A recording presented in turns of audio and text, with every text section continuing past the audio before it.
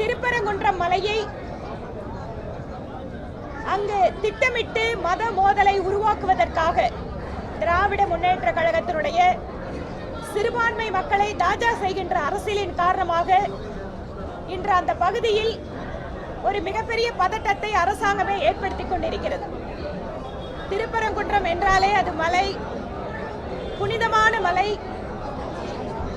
முருகப்பெருமான் வீற்றிருந்து அருள் பாலிக்கின்ற அந்த மலையிலே இடையிலே ஏற்பட்ட ஒரு வரலாற்றின் காரணமாக அந்த மலையை சிறுபான்மை மக்கள் அவர்களுக்கு சொந்தமான மலை என்று சொந்தம் கொண்டாடி அங்கிருக்கின்ற மதத்தினுடைய உணர்வுகளை மதிக்காமல் ஒரு சில விஷமிகள் அங்கு திட்டமிட்ட ரீதியில் மத ரீதியான உணர்வுகளை புண்படுத்துகின்ற செயல்களில் இறங்கி இருப்பதற்கு தமிழகத்தில் இருக்கக்கூடிய இந்து முன்னணி, பாரதிய ஜனதா கட்சி போன்ற பல்வேறு அமைப்புகள் தங்கள் கண்டனங்களை பதிவு செய்திருக்கிறார்கள்.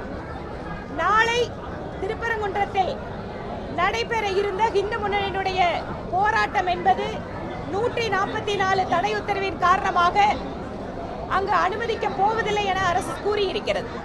முற்றிலும் ஜனநாயகத்திற்கு விரோதமான செயல். அங்கு உட்கார்ந்து அசைவ உணவுகளை சாப்பிடுவதற்கும் அங்கு இருக்கின்ற சமண குகைகள் மிக மிக வரலாற்று முக்கியத்துவம் வாய்ந்த இடங்களில் பச்சை நிற பெயிண்ட் அடித்து அந்த இடங்களை முற்றிலுமாக அதனுடைய தன்மையை மாற்றுவதற்கு முயற்சி செய்கின்றவர்கள் மீது எந்த நடவடிக்கையும் எடுக்காமல் இந்துக்களுடைய உணர்வுகளை பாதுகாக்கின்ற விதத்தில் போராட்டம் நடத்துகின்ற இந்து முன்னணிக்கு அனுமதி மறுத்திருப்பது என்பது முற்றிலும் ஜனநாயக விரோதமானது. எங்களுடைய கடுமையான கண்டனங்களை அதற்கு தெரிவித்துக் கொள்கிறோம். பாரதிய ஜனதா கட்சியின் சார்பில் நாளை ஒவ்வொரு ஒன்றியங்களிலேயும் இதற்கென ஆர்ப்பாட்டம் நடத்தப்படும். இதற்கான ஏற்பாடுகளை இந்த பகுதி முழுவதும் இந்த பகுதியினுடைய பொறுப்பாளர் திரு முருகானந்தம் அவர்கள் ஒருங்கிணைத்துக் கொண்டு வருகிறார். திருப்பரங்குன்றம் மட்டுமல்ல, திராவிட முன்னேற்ற கழகத்தின் ஆட்சியில் மத சிறுபான்மை மக்களை அவர்களுடைய வாக்கு வங்கிக்காக தாஜா செய்கின்ற போக்கிலே இந்து மத உணர்வுகளை அவமதிப்பது, அவமானம் செய்வது, இழிவுபடுத்துவது என்கின்ற செயலை தொடர்ச்சியாக திராவிட முன்னேற்ற கழகம் செய்து கொண்டு வருகிறது. தங்களுடைய வீட்டு பெண்மணிகள் கோயிலுக்கு செல்வதை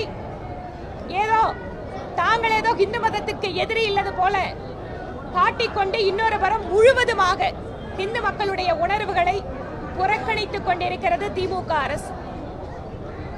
வருகின்ற தேர்தல் என்பது ஏற்கனவே அவர்களுடைய நிர்வாக சீர்கேட்டினாலும் மிக மோசமாக மாறியிருக்கக்கூடிய சட்டம் ஒழுங்கு பிரச்சனையாலும் மக்கள் கோபத்தை சந்தித்துக் கொண்டிருக்கக்கூடிய திமுக அரசு கூடுதலாக இந்து மக்களுடைய உணர்வுகளை, இந்து கோயில்களை இழிவுபடுத்துகின்ற செயலுக்கு தமிழக மக்கள் தக்க பாடம் புகட்டுவார்கள்.